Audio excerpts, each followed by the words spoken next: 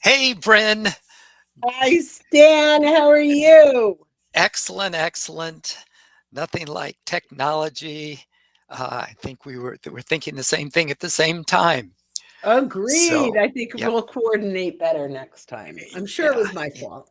I'll No, take no, the not that time. I saw the timer. And those of you who are listening to the podcast have no idea what we're talking about, which is just fine. It's just fine. yes. So today we're going to be talking a little bit about engaging with buyers using Sales Navigator. Um, uh, and one of the things we haven't really talked much about is up to this point is InMail. So I wanted Mhm. to take a little bit of time to touch on InMails because we really haven't talked that much about them. And we'll also talk about some other ways that you can engage because Sales Navigator continues to make things better in terms of our ability to see what people are posting and comment right within the platform and even tag people right within the platform, which you couldn't always do. But I'm kind of getting ahead of myself. Um, Bryn, uh, this is a quick aside, but I know you've been doing some traveling, some Mhm. exciting trips. So welcome back. Thank you. I'm happy to be back. Yes. All right. All right. So engaging. I mean, Sales Navigator is a powerful platform for finding the people that you're looking for using very, very specific filters. And then the next thing, once you found them, is to start to reach out to them. And InMail, as I mentioned, is something we hadn't talked about at Mhm. all. And Bryn, um, Why don't we start with some stats? Let's sure. start with some stats and then I'll move in, or we can move in to how to get the best response. I've got some ideas on that. Yes. Yeah. Yeah. So Because, let's talk about some of the stats on InMail and why it might make sense. Well, first of all, actually, let's talk about what InMail is. yes. InMail is a paid messaging. A lot of people call regular messaging in LinkedIn InMail. It is It's not, right? So InMail typically contract you'll get 50 free. Sometimes there's 150 a month. It just depends on the contract of the company, but generally it's between 20 and 50 a month that you have free. That you have, sorry, not free, that you have included in your premium Sales Navigator subscription that you can use to reach out to folks. It looks different. It comes in differently. It has a subject line where regular messaging does not. There is at the bottom, there is I accept this or I decline this. I'm not interested in this particular email. So there's a lot that goes into. So I would like to talk today about statistics and what makes a good in-mail. I've got some ideas. I yeah. know you have a whole bunch of statistics ready for us. Um, Yeah. but I, Exactly. I also want to talk about like when to use this. In-mail, in my opinion, is rarely your first step. Like, Hmm. just quickly, I'll go through. We want to engage with content. We want to follow people. We want to get warm introductions. We want to connect with people because we've engaged on their content and we want to follow more of their content. In Yes. mail is when all else fails. I don't have any shared connections, or my shared connections are my competitors, so I can't ask for introductions. They're not sharing any content. I don't have any content to share with them. I'm not doing a poll right now to ask them to vote. I mean, there's like a lot of other things we could do. And then we go to InMail. But here's the thing that's pretty cool about InMail is if you do a good job with InMail, let's say you have 50 and you send out all 50 and 20 people accept or respond to your InMail, you now have another 20 back. You get those credits back. So if you do a good job, you really almost have an unlimited amount of InMails available to you. And the last thing is it rolls over month for 3 months. So if I have Hmm. 50 in January and I don't use them, and 50 in February and then 50 in March, and I haven't used any of them, I have 150 in March. But if I don't use any of them in April, I have 150. I'm never going to get Hmm. more than the 3 months rollover.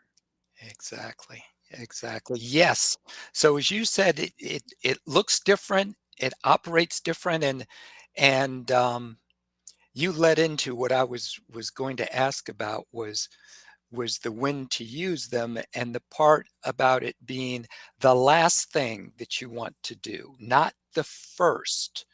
Just because you can reach anyone using InMail doesn't mean that you should, because Right. so many better opportunities for you to start to build a relationship than an InMail, which even though it performs better than a just a pure cold email, it's still a lot of times perceived like I don't know who this person is, and I'm getting this message from them.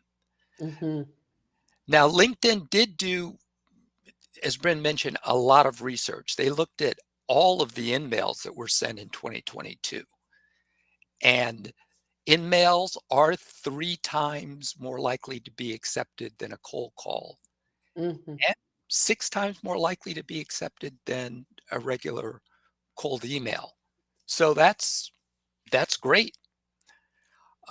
So statistically speaking, it can work out well, but as Bryn said, please don't use an in-mail as your first outreach to someone, because there's so many better ways to start building a warm relationship.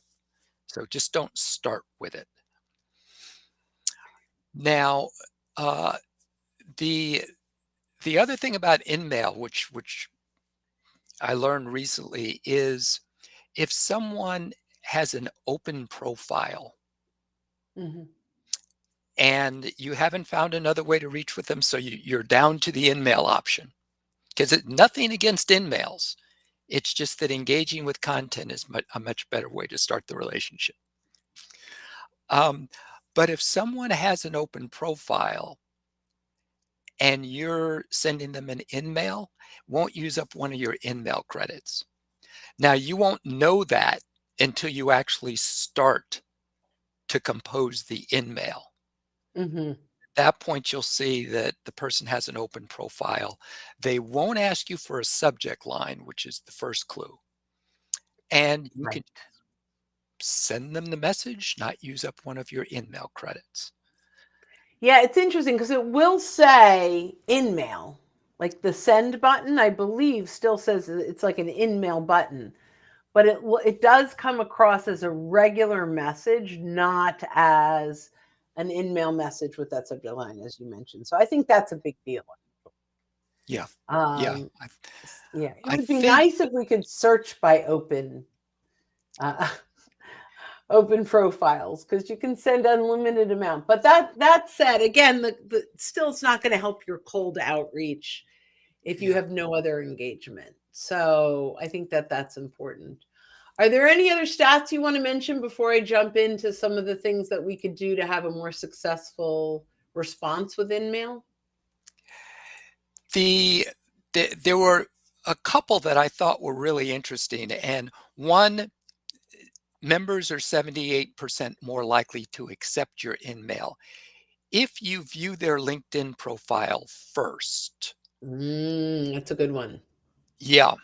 Yeah. Now, um, there, a couple of reasons. Number one, they see who's viewed their profile. But number two, it also presumes that when you're viewing their profile, you're taking information from their profile, hopefully, and using it to personalize the email. Absolutely. Yeah, So that's that, very yeah, important. yeah, that's the real power of it. Um, they also mention the power of a personal brand. Members are 87% more likely to accept your in-mail if you have a complete LinkedIn profile. And it's a resource, not a resume. Yes. They don't say that. By the way, Yeah, I added exactly. They that. That never. is not part of the statistic. It's just part of our experience that when your profile is a resource, so many more folks will accept your connection request and accept emails. Yeah, exactly. Yeah. So it should be a customer centric profile, not one that looks like you're looking for your next career opportunity. Yeah, I That's love that. It's funny. I love I never think in customer centric. I always think value centric, but you're right. You want to make value centric customers. This needs to be a value to your customer, to your prospect. And so when we talk, that's a really good way to look at this. I always say value centric, but to whom is it value? Right. And yeah, so the fact yeah, that you're saying customer centric, this is written from the perspective of your prospects, of your customers, of it. customer. And I actually really love that mindset around it, because that's one of the mistakes we make as salespeople is we share content, and our profile is content that we want them to know about. So we're gonna, right? We want them Yeah, to know this, but when it's customer centric, I'm like, my wheels are turning. Now it's really about what they want to consume and what will yeah. lead them to our solution because it matters to them. So I love these takeaways that I get when we work together. That's awesome. I love that. I love that. Yep, the last two things that I'll mention, one was it's one of those stats that makes sense once you know it, but I wouldn't have thought about it. It's people who've started a new position within about the past 90 days are 62% more likely to accept your in-mail. Now, the nice thing is that with they're not called spotlights everywhere, but the point is that Sales Navigator can show you who has recently started a job. Mhm, So if people have recently started a job or they've been promoted, they're looking to make changes. They want to make an impact. mhm, And a lot of times they're more open to new ideas, which may come in the form of an in-mail. And I guess mhm. that's one of the things driving the fact that people who are new to a position are more likely to open and look at your in-mail. And the same is true of people who are more active on LinkedIn. I think the figure is 45%. People who are active on LinkedIn are 45% more likely to open your in-mail. So I guess the tip here is when you're doing your search, check the box of people that are active, Yep. right? Now you're going to have a much higher response rate if you're already going after the 45% is 100% of the people you're going after. Did that Yes. did that make sense? And now, because you're reading my mind again, that's exactly what I was going to mention is with Sales Navigator, you can see who's posted on LinkedIn in the past, time period. So it's perfect. You can, It's that, yeah, I I think keep it's calling them posted spot right in the last 30 days, is 30 that right? days. Exactly. Yeah. In the last 30 days. And I keep calling them spotlights in terms of where you find them, but It's the more. point is the filter, says people who posted in the past 30 days. Yeah, it was spotlights 2 weeks ago. I forget what it's might be on It's its own now. I have to go look. Yeah, it keeps changing. Yeah, and But actually, some of you listening will have spotlights. You'll be like, "What are they talking about? It's right here." And some of you won't have spotlights. So, as LinkedIn Sales Navigator rolls out this new platform, which should totally be rolled out by February, things are going to keep changing. And then my guess is things will keep changing anyway. So, anyway, exactly, exactly. yeah, yeah. So good. So Yes, I and have a couple of ideas I'd love to bring in. So one of the things that we talked about was like, don't come in and pitch. I don't know if we talked about. We always talk about don't yeah, pitch. We talked about don't connect and pitch. Definitely don't spam. Like that's what this would be. If you are starting with the pitch, so we have to have a relevant reason. You need this to be customer centric or value centric, right? The message needs to be about them, for them, and it has to exactly. feel like we picked them for this message. So I'm just going to run through a couple ideas. Then you, if you want to throw out a couple of ideas. Number one, I'd like to interview you for an ebook, a live stream, content that's relevant, right?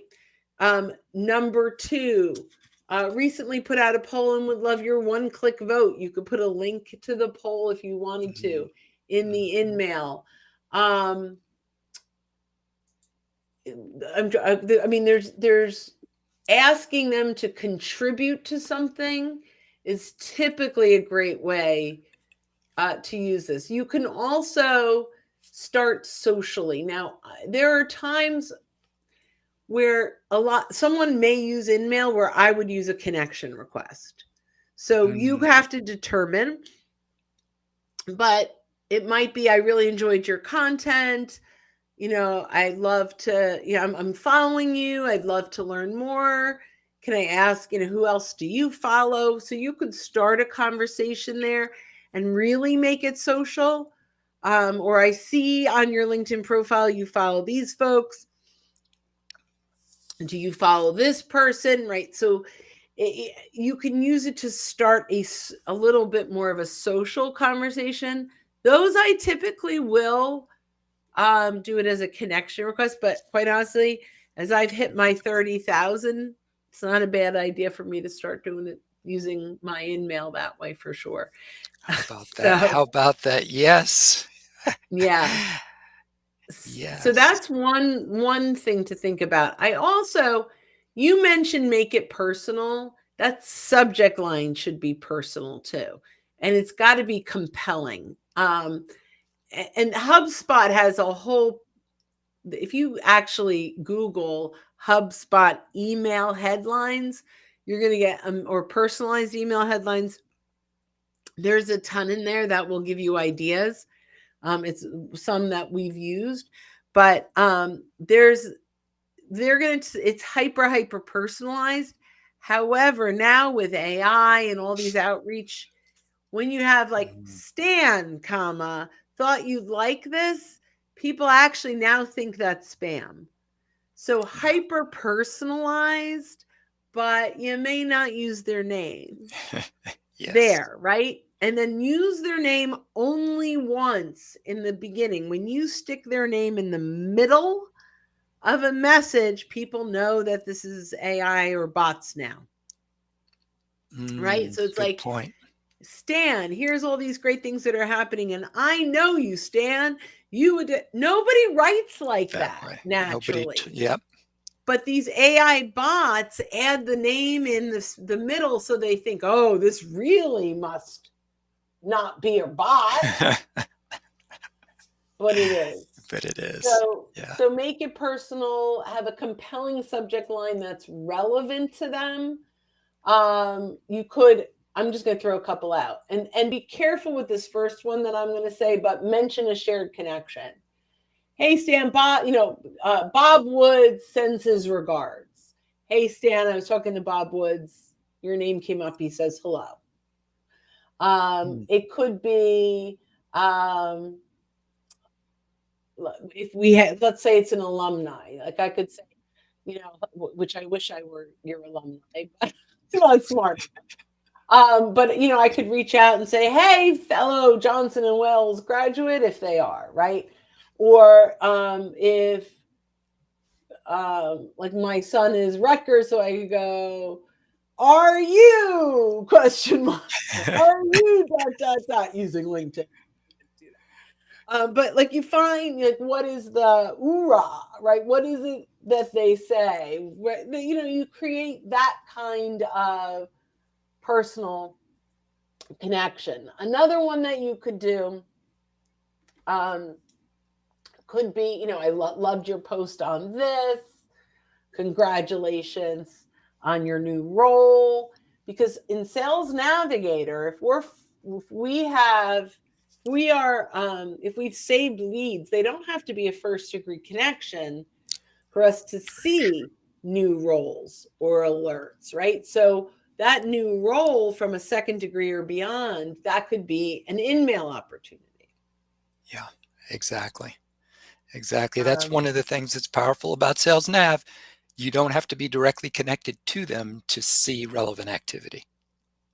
yeah, now I'll tell you something, and I don't know if this is still completely relevant or when this, because this is a little old, but to, uh, the statistic is so um, I think it was Boomerang, which is a Gmail plugin. It's actually kind of Right. cool where like if someone doesn't respond to your email in a set number of days, it'll come up to remind you to reach out Do again. something else. But the ideal email is 50 to 125 words. So in InMail, they've identified that more than 50% of messages are open on smartphones. So you want to Mhm. make sure that you are in that 50 to 125 words, not just because Boomerang says it, but because more than half, I think we're at 58% of activity on is on Is mobile. on mobile. Yep. So keep those in mail short. Short. So And I have a little checklist if we want to close it out. Do you have anything you want to add before we bring it just in?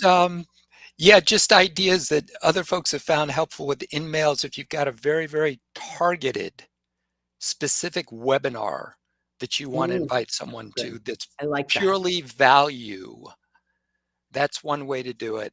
And same thing with exclusive events, which may be relevant for executives, but they're exclusive and which appeals to some people. The only reason you're getting invited to this event is because you're a C-suite. The only people who will be there will be your peers. So there's value in it. They know they're not walking into a networking meeting where they're going to get prospected by everybody. Yeah, So can those, I throw can I kind of piggyback on that cuz I didn't think of it and it's brilliant. But if you have a few people that are already registered, you can look up who they know and say, "Can I mention that you're registered and invite these folks?" Right? And so those are oh, in-mail opportunities. Joe Smith said you might get value from this upcoming event. yeah, So that is you know, a I great idea. said in the don't use their name in the subject line, but a shared connections name is pretty powerful, Hmm. right?